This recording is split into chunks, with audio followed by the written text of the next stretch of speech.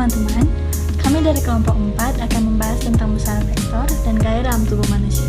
Saya Daniela akan membawa pakar mengenai tersebut. Pergerakan pada tubuh terjadi karena adanya gaya yang bekerja. Gaya pada tubuh kita bisa dapat kita contohnya seperti gaya berat tubuh. Gaya dalam tubuh seringkali tidak dapat kita sadari, contohnya seperti gaya otot jantung dan gaya paru-paru. Gaya pada otot tubuh ada dua tipe, yaitu yang pertama gaya pada tubuh dalam keadaan statis, yang kedua gaya pada tubuh dalam keadaan dinamis. Berikut ini adalah beberapa aspek gaya pada tubuh dalam keadaan statis. Yang pertama adalah gaya berat dan gaya otot sebagai sistem pengumpul tubuh dalam keadaan statis. Berarti tubuh dalam keadaan seimbang, jumlah gaya dan momen gaya yang ada sama dengan 0. Di sini tulang dan otot tubuh manusia berfungsi sebagai sistem pengumpul. Yang kedua adalah traksi terapeutik, didapat dengan memberikan tarikan kepada kepala, tubuh atau anggota gerak menuju sedikitnya dua arah, misalnya tarikan traksi dan tarikan traksi lawannya. Gaya traksi lawan atau gaya keduanya biasanya berasal dari berat tubuh pasien pada saat bertumpu atau berat lainnya. Penerapan analisa gaya dalam penerapan kesehatan. Yang pertama adalah gaya berat dan gaya otot sebagai sistem pengumpul membuat dokter menyarankan posisi duduk yang baik dan sehat pada pasiennya yang mengeluh punggungnya sakit sewaktu bekerja. Yang kedua, traksi dalam praktik klinik.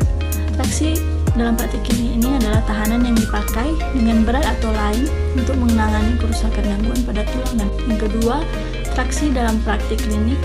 Traksi dalam praktik klinik ini adalah tahanan yang dipakai dengan berat atau lain untuk menangani kerusakan gangguan pada tulang dan otot. Tujuan dari traksi adalah untuk menangani fraktur, diskonsalsim, atau spasme otot untuk memperbaiki deformitas dan mempercepat penyembuhan. Kemudian kita masuk kepada teori gelombang listrik. Arus listrik ini merupakan banyaknya muatan listrik yang disebabkan dari pergerakan elektron-elektron yang mengalir melalui suatu titik dalam sirkuit listrik tiap satuan waktu. Arus listrik dapat diukur dalam satuan coulomb atau detik atau ampere.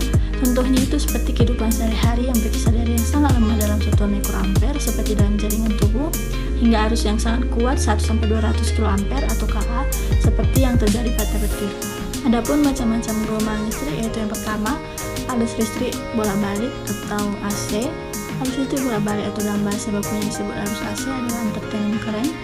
Pada umumnya listrik arus bolak-balik ini banyak dipergunakan dalam kehidupan sehari-hari, misalnya sebagai penerangan rumah dan keperluan rumah tangga lainnya, seperti menjalankan kipas angin, setrika, dan lain-lain. Listrik arus bolak-balik ini dihasilkan oleh sumber pembangkit listrik tegangan listrik yang disamakan dengan generator arus bolak-balik yang terdapat pada pusat-pusat pembangkit tenaga listrik. Yang kedua adalah listrik arus arah atau DC. Arus arah atau dalam bahasa bakunya disebut dengan direct current atau arus AC. Kalau kita perhatikan lampu penerangan pada saat kendaraan bermotor, sumber listriknya tidak lain adalah dari baterai atau akumulator atau aku. Baterai adalah termasuk sumber listrik yang dapat menghasilkan tegangan arus listrik searah atau DC.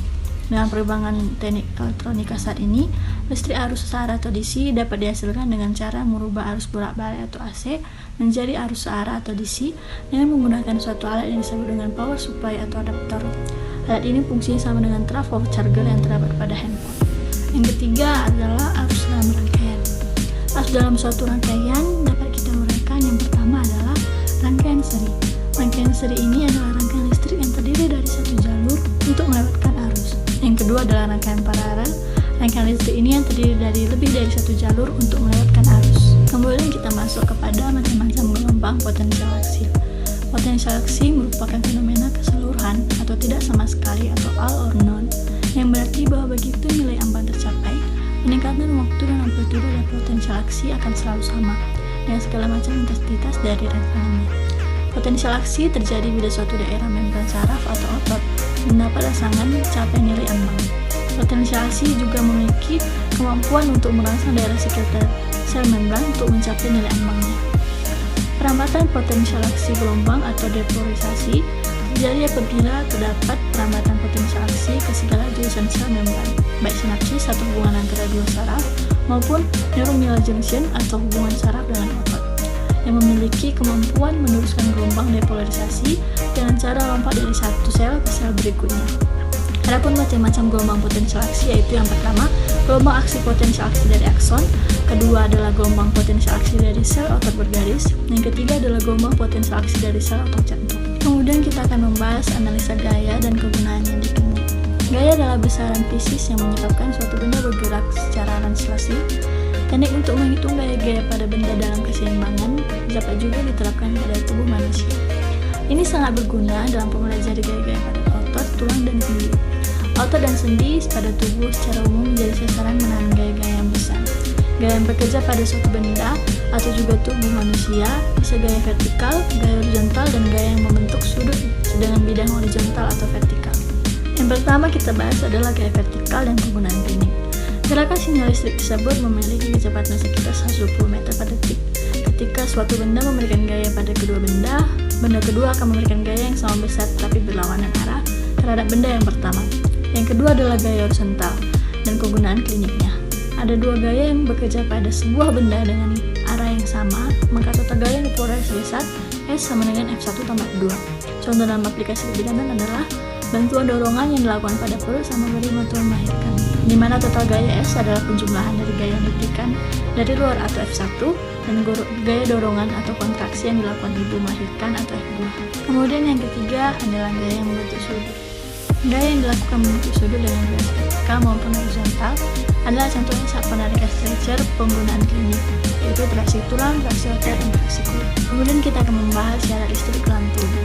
Syarat listrik atau electrical signal tubuh merupakan hasil pelakuan kimia dari tipe-tipe sel tertentu. Dengan mengukur syarat listrik tubuh secara selektif, sangat berguna untuk memperoleh informasi klinik tentang pusing tubuh. Yang termasuk dalam isyarat klinik tubuh adalah yang pertama, IMG atau elektromyogram, yaitu pencatatan potensial otot biolistrik selama pergerakan otot.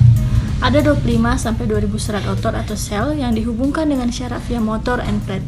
IMG bisa digunakan untuk mengukur sel otot tunggal maupun beberapa serat otot. Kemudian ada jenis-jenis alat kesehatan kebidanan yang berkaitan dengan teori gelombang. Yang pertama yaitu EEG atau elektroencephalograf, yang bila ditempatkan elektrod pada kulit kepala dan mengukur kegiatan elektris, akan ada ditemukan sinyal elektris kompleks yang lemah. EEG digunakan di bidang neurologi dan psikiatri, utamanya untuk mendiagnosa penyakit otak seperti epilepsi atau gangguan serius yang disebabkan oleh adanya aktivitas yang terganggu di neuron, gangguan tidur, dan tumor otak. Kemudian ada EKG atau elektrokardiograf, yang disebut juga elektrokardiogram, yang merupakan tes untuk mengukur aktivitas elektrik atau kelistrikan jantung. Dalam setiap detak, impuls ataupun gelombang elektrik yang bergerak melalui jantung. Otot akan menegang dan memompa darah dari jantung akibat adanya gelombang ini.